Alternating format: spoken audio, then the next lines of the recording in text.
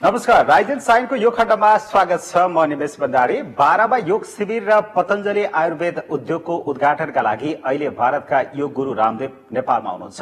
पतञ्जलि आयुर्वेद प्रणालीले नेपालमा पतञ्जलिका विभिन्न सामान उत्पादनका लागि उद्योग स्थापना गर्न लागेको हो। करिब 2 अर्ब रुपैयाँ लगानीमा 12 को प्रसौनीमा स्थापना गर्न लागि उद्योगमा 60 प्रकारका खाद्य वस्तु, आयुर्वेदिक औषधि र श्रृंगारिक सामान उत्पादन गरिनेछ। योग गुरु रामदेवले पतञ्जलिको सामान बिक्रीबाट भएको नाफा नेपालका लागि खर्च गर्ने बताउनु भएको छ। हिजो काठमाडौँबाट 12 जान लाग्नु भएका बाबा रामदेवसँग हाम्रा सहकर्मी सरल गुरुङले कुराकानी गर्नुभएको थियो। अब प्रस्तुत छ सहकर्मी सरल गुरुङले योग गुरु रामदेवसँग गरेको यो कुराकानी आजको राइज एन्ड साइनमा। स्वागत छ र आज हाम्रो अतिथिमा हुनुहुन्छ निकै नै लोकप्रिय योगा गुरु रामदेव बाबा। उहाँलाई म स्वागत गर्छु कान्तिपुर टेलिभिजनमा। बाबाजी, वेलकम टू कान्तिपुर टेलिभिजन। बहुत बहुत प्रणाम आपको भी सरल भाई। आप भी सरल गुरु हैं तो और नेपाल और भारत ये तो विश्व गुरु रहे हैं दोनों ही देश, और इन दोनों गुरु देशों की, ये गुरु देश हैं, इनकी मूल परंपरा योग और अध्यात्म की है और इसी को हम रिप्रेजेंट करते हैं। Thank you, Baba. And what is the motive to visit Nepal this time? जो मेन मोटिव है वो तो हमारा योग है। मैं 20 साल पहले नेपाल आया था और तब से मेरा नेपाल से माया हो गया। प्रेम, लव, कंपैशन एंड अटैचमेंट। और क्योंकि मेरे जो परम मित्र हैं, परम सखा श्रद्धेय आचार्य बालकृष्ण जी, उनका ही पैतृक भूमि है और मेरे लिए नेपाल माता सीता का देश है। तो basically I am a world citizen, क्योंकि जो सन्यासी होता है वर्ल्ड सिटीजन होता है। लेकिन मैं भारत में पैदा हुआ, लेकिन हम भारतीयों को जन्म से बोला जाता है ये भारत राम सीता का देश है। तो सीताराम में सीता नेपाल में जन्म हुआ, राम का भारत में जन्म हुआ। तो दोनों देशों के प्रति हमारे हृदय में बचपन से ही एक बहुत श्रद्धा का भाव होता है। तो भगवान बुद्ध का देश है, भगवान और ऋषि मुनियों का देश है, और इसमें मैं सबको योगी देखना चाहता हूं। इस समय 3 चैलेंजेस हैं नेपाल में: शांतिपूर्ण राजनीतिक स्थायित्व, आर्थिक समृद्धि और आध्यात्मिक उन्नति। तो हम यहां 7 दिन रुकने वाले हैं। वाह। और अभी कल सुबह से हम जो है वीरगंज में 5 दिन का योग कैंप करने वाले हैं। और 27 तारीख को तो बच्चों और महिलाओं के लिए ओपन सेशन होगा। वो शाम के टाइम होगा, शाम को 3-4 बजे से वो रखेंगे उसको। प्रचंड जी भी उसमें आ रहे हैं, प्रधानमंत्री जी।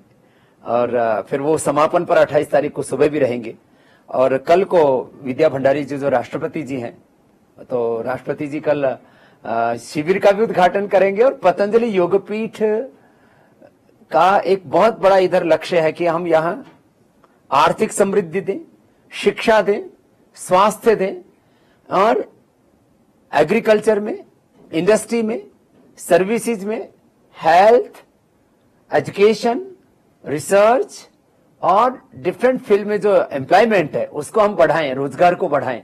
तो कल सुबह 5 बजे से हम शिविर शुरू करने वाले हैं और करीब 50,000 से ज्यादा लोग उसमें भाग लेंगे। और हम यहां लोगों में जागृति पैदा करेंगे कि योग से निरोग बनो, योगी बनो, निरोगी बनो, उपयोगी बनो। No disease, no drug, no wine, no दारू। Well, Babaji, we heard that Patanjali Ayurveda Private Limited is opening a factory here in Nepal. Could you please highlight on the factory and its motive here in Nepal? Factory के बारे में मैं इतना ही बोलूंगा, योग और कर्मयोग ये दो हमारे मूल स्तंभ हैं to our foundation. And yoga and Ayurveda, this is our basic philosophy, ideology and principle. This is our ultimate goal of our life, and this is ultimate goal of our organization. But in between, उद्योग, योग और बीच के कर्म योग के बीच में आ गया उद्योग. तो उद्योग भी आगे बढ़ रहा है और इसमें डायरेक्ट जो रोजगार मिलेगा वो करीब 1000 लोगों को और 1000 लोगों से स्टार्ट होगा. हमारा आगे लक्ष्य होगा कि हम इस कार्य को आगे बढ़ाएंगे और 5-10 वर्षों में विद इन 5 to 10 years 10,000 से ज्यादा नेपालियों को रोजगार हम देना चाहते हैं. 10,000 से ज्यादा जो यहाँ के यंगस्टर्स हैं, यहाँ के, और उसमें लेडीज और जेंट्स दोनों को. हम लेडीज और जेंट्स में कोई पक्षपात नहीं करते, both are equal.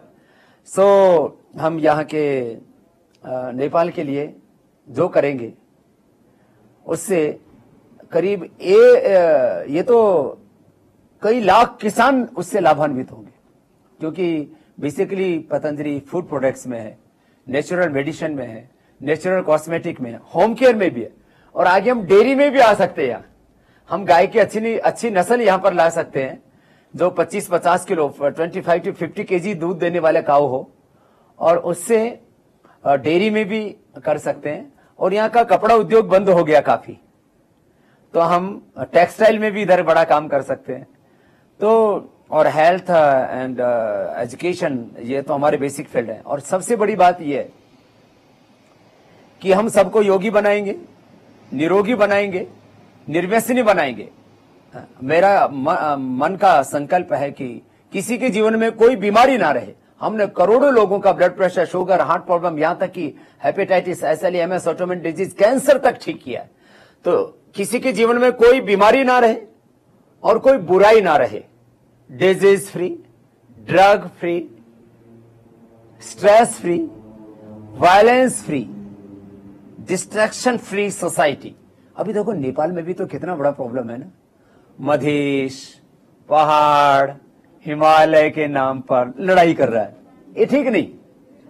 One country, oneness, brotherhood, coexistence, love, compassion, harmony, this is basic philosophy of our Nepal. तो अभी हम चाहते हैं कि नेपाल में किसी भी तरह का कोई डिस्ट्रैक्शन नहीं होना चाहिए, कास्ट के नाम पर, रिलीजन के नाम पर, और तराई, पहाड़, हिमालय, इसके नाम पर तो लड़ाई होना ही नहीं चाहिए. हम सब एक देशवासी हैं, एक देश है हमारा, एक संस्कृति है हमारा, एक सभ्यता है हमारा, एक परंपरा है हमारा, और एक ही लक्ष्य है हमारा. सब नेपाली एक होकर के जिए और नेक होकर के जिए. Well, Baba, Patanjali Yoga and its product is already being a household name in Nepal. And suddenly, what drive you to establish, run a factory in Nepal, and how Nepal and Nepalese people will be benefited from your factory? देखो, अभी नेपाल से सभी सामान इधर आता है तो इधर के लोगों को रोजगार नहीं मिलेगा. दूसरा, अभी इंडिया में बनेगा तो इंडिया का प्रॉफिट इंडिया में लगेगा सेवा में. हमारा तो है कि 100% प्रॉफिट चैरिटी के लिए. हमारा 3 बेसिक प्रिंसिपल है: world class product, low price and profit से 100% चैरिटी. ये 3 हमारा बड़ा प्रिंसिपल है. नेपाल में प्रोडक्ट बनेगा तो नेपाल का रॉ मटेरियल यूज होगा, तो इधर का जो फार्मर्स है, वर्कर्स है, मजदूर है, किसान है, वो सब के लाइफ में प्रॉस्पेरिटी आएगा. सेकंड थिंग, इधर हजारों लोगों को रोजगार मिलेगा. जो वर्कर्स हैं, चाहे वो स्किल्ड हैं, चाहे अनस्किल्ड हैं, चाहे प्रोफेशनल्स हैं। नेपाल का करीब 80 लाख आदमी बाहर जाके काम करता है। यहां रोजगार क्यों नहीं हम पैदा कर सकते? क्यों लोगों को पलायन करना पड़ता है? अगली बात, नेपाल का प्रॉफिट नेपाल में रहेगा। हम हिंदुस्तान में नेपाल का प्रॉफिट नहीं लेकर के जाएंगे। हमारा स्वदेशी का दर्शन केवल भारत के लिए नहीं है, हमारा स्वदेशी का दर्शन नेपाल के लिए भी है। पतंजलि आयुर्वेद का जो नेपाल का यूनिट होगा, उसका प्रॉफिट यहीं की सेवा में लगेगा। हम हिंदुस्तान में उसका प्रॉफिट नहीं लेकर के जाएंगे। This is our commitment, this is our policy and this is our principle. Basically what is the philosophy of swadeshi? Self sustainable, decentralized and justiceful model of prosperity and development। तो प्रॉस्पेरिटी तो चाहिए, लेकिन उसमें वो इंक्लूसिव होनी चाहिए, sustainable होनी चाहिए, डिसेंट्रलाइज होनी चाहिए, जस्टिसफुल होनी चाहिए। तो यहां जो हम काम करेंगे उससे और भी नेपालियों को गौरव मिलेगा, और भी नए एंटरप्रेन्योर्स खड़े होंगे। एक छोटा सा देश है नेपाल, तो देखो नेपाल क्यों कितना आगे बढ़ सकता है। यह लोगों का एक सपना आएगा, सपना, लोगों को एक ड्रीम पैदा होगा। छोटा देश है नेपाल। जापान, जापान पूरी दुनिया में प्रसिद्ध है। जो देश के पास इकोनॉमिक पावर नहीं होता है, वो पुअर कंट्री दुनिया में कुछ भी नहीं कर सकता है। सबसे पहले इकोनॉमिक पावर होना चाहिए, तो आप पूरी दुनिया में रेस्पेक्ट पाएंगे। यदि नेपाल के पास इकोनॉमिक पावर नहीं होगा तो यहाँ का पॉलिटिशियंस को भी कोई वैल्यू नहीं मिलेगा। नेपाल के पास में इकोनॉमिक पावर नहीं होगा तो यहाँ के सिटीजन्स को वैल्यू नहीं मिलेगा। नेपाल के पास इकोनॉमिक पावर नहीं होगा तो यहाँ की मीडिया को भी वैल्यू नहीं मिलेगा। तो इसलिए हम चाहते हैं नेपाल एक प्रॉस्पेरस कंट्री बने, और उसके लिए मैं जो भी कंट्रीब्यूट कर सकता हूं, my knowledge, my skill and my expertise and my life for Nepal and equal to India. Okay, I'm so grateful to hear these things from you. And Baba, do you, the factory needs huge amount of raw materials such as hops.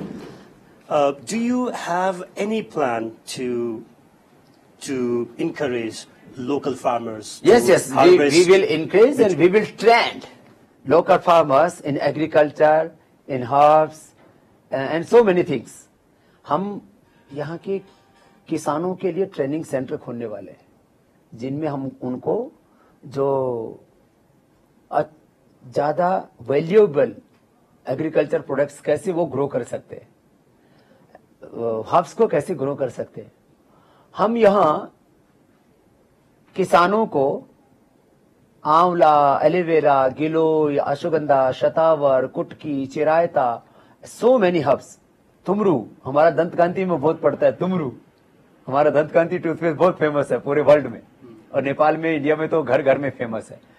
तो हम यहाँ ये जो grow करेंगे, I hope we can give 5 to 10,000 crore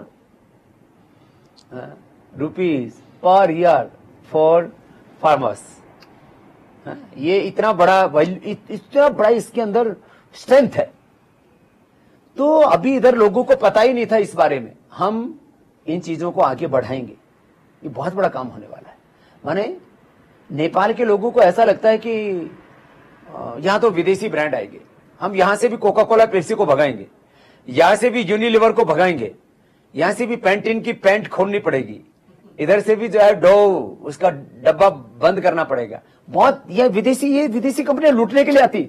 मैं एक आपसे question करता हूं, कोका कोला, पेप्सी, यूनिलीवर, उसका जिसका पैंटीन शैम्पू है, और भी डो शैम्पू है, और भी दूसरा जो है क्या क्या है, इसका सनसिल्क शैम्पू है उसका, ये सब, ये कोई भी विदेशी ब्रांड, लक्स है, लाइफ बॉय है, कोई भी ये विदेशी ब्रांड नेपाल के लिए क्या करता है? हम नेपाल के लिए अभी एजुकेशन के लिए हमने जो है इधर BMS को एक कॉलेज बना दिया। अभी हम स्कूल बनाने वाले हैं। हमारा तो सपना हम यहाँ वर्ल्ड क्लास यूनिवर्सिटी बनाएंगे। बाबा जी, as you mentioned, हम यहाँ वो करेंगे जो किसी विदेशी कंपनी ने नहीं किया। किसी विदेशी कंपनी की तो बात छोड़ो, जो हिंदू शायद नेपाल के किसी आदमी ने भी नहीं किया होगा, वो हम करना चाहते हैं। Baba ji, as you mentioned, the profit of the factory will be used for charity social works. work, charity in Nepal. And what will be the sectors you willing to work Our with? basic sector is education. Education, okay. And education ये main tool है किसी भी society को prosperity दिलाने का, उसको जो है सभ्य बनाने का, उसको रेस्पेक्ट दिलाने का। तो हम 50 to 80% हमारा प्रॉफिट एजुकेशन में लगाएंगे, 10 to 20% रिसर्च में लगाएंगे। फिर यहाँ गाय की हम बोलते गो माता की जय, नेपाल आमा को जय। और नेपाल आमा को जय, गो माता को जय, क्या होगा उससे? आप नेपाल के लिए कुछ करो, गौ माता के लिए कुछ करो। तो हम गाय के ऊपर रिसर्च करेंगे। मैंने बोला 25 to 50 केजी दूध देने वाला जो हमारा इंडिजिनियस नस्ल का, जो हमारा जो पुराने नस्ल का गाय है ना, जो अभी तो नेपाल में भी थोड़ा थोड़ा दूध देने वाला होगा, तो गाय के ऊपर लगाएंगे। हम जड़ी बूटियों का रिसर्च पर लगाएंगे, क्लिनिकल कंट्रोल ट्रायल करेंगे। हमारा आगे लक्ष्य होगा कि हम इधर आयुर्वेद का भी बड़ा यूनिट लगाए, मेडिसिन का भी, फूड प्रोडक्ट तो होगा ही, हर्बल कॉस्मेटिक तो होगा ही, होम केयर तो होगा ही, और बिस्किट, आटा, नमक, दाल, चावल सब कुछ करेंगे। लेकिन इसके साथ साथ मैं एक बात और कहता हूं, इधर नेपाल के लोगों को एक संकल्प लेना पड़ेगा कि हमको, जैसे नेपाल के आदमी भारत में जाते हैं, नेपाल के आदमी जब दुनिया में जाते हैं तो बहुत मेहनत करते हैं।